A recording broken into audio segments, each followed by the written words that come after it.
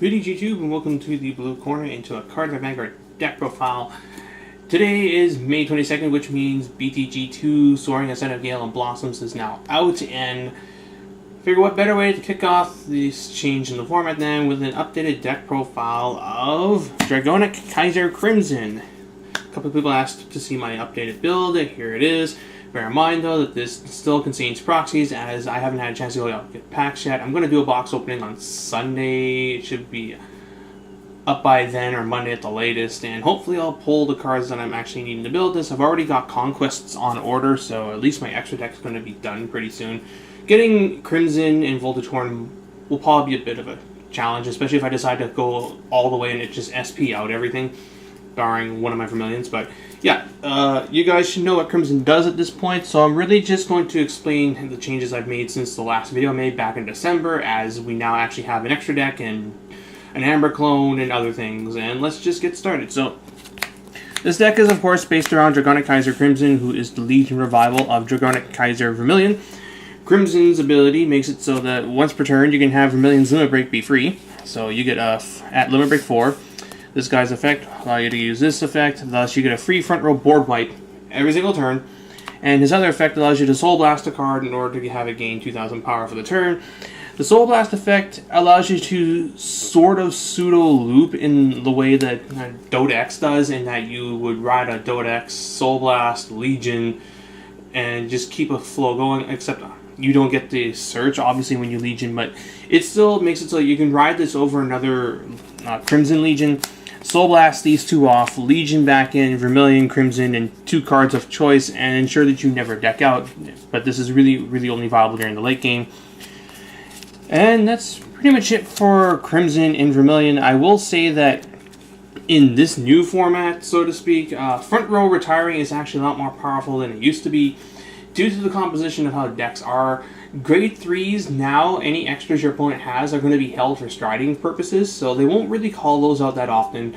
Grade 1 10k attackers are non-existent, so that just really leaves the opponent with the Grade 2 lineup, and that's about 10 cards of the deck. So you actually will be getting decent value out of killing things in the front row. Most Grade 1s in the deck consist of 4 perfect guards, 4 striders, and then just utility guys that apply effects on call. So you aren't really missing out that much on being unable to hit the back row, and especially when some of your front row retire kills are really powerful. Like this guy, where you get to just continually wipe away the front row every turn. Eventually, your opponent's going to run out of stuff, especially if they aren't Legioning, so they can't get those Grade 2s back in. And then rounding out the Grade 3s, 2 copies of Dragonic Vanquisher. This is the Stride Break for Narukami, and his 2 effects are Generation Break 2. When you put a unit from your opponent's side of the field to the drop zone by card effect, he gains 3 and a crit, a la Got the Buster Dragon.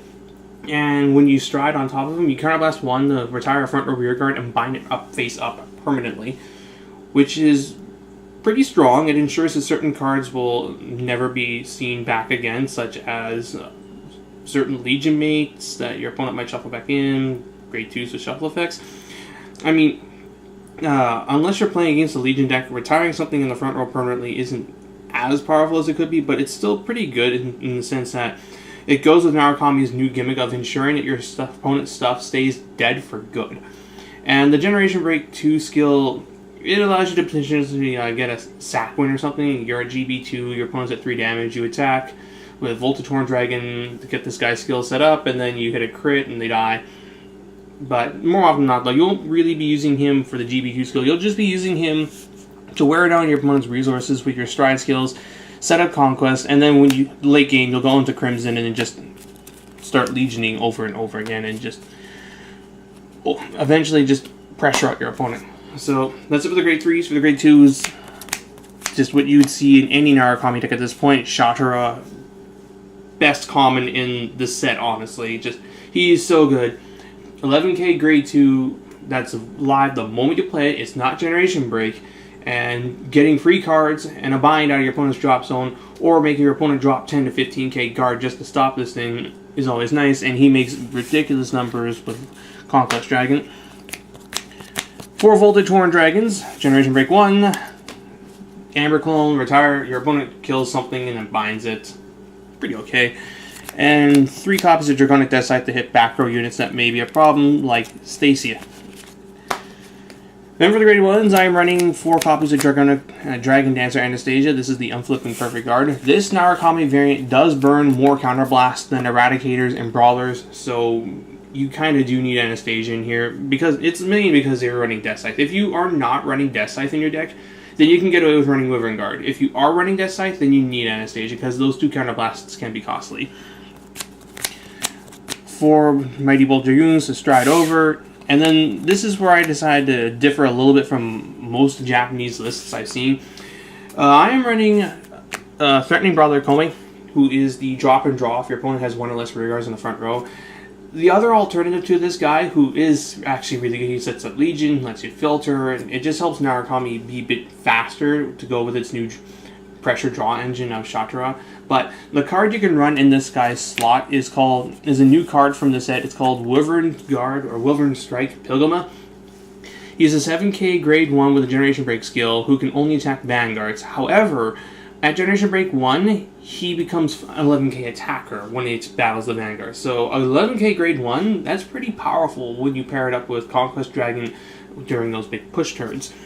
And I've seen pretty much every Vermilion and Brawler deck run Pigoma in this guy's spot, but if you want to run Comey for the added consistency, by all means, go right ahead. And speaking of draw power, Rising Phoenix, because hey, Soul Blast 2, draw a card, Legion, do that, all that stuff. For Dregs, same ratios as my Eradicator, so 7 crits, 5 draw, and 4 heal. 4 of those draw triggers being Malevolent Djinn, load up the soul to give something enough power if need be. And then for the extra deck, I am running 4 copies of Supreme Conquering Dragon, Conquest Dragon. He's arguably he is the second best G unit of this set. He is something that Narukami has needed for a long time, that is the kill play.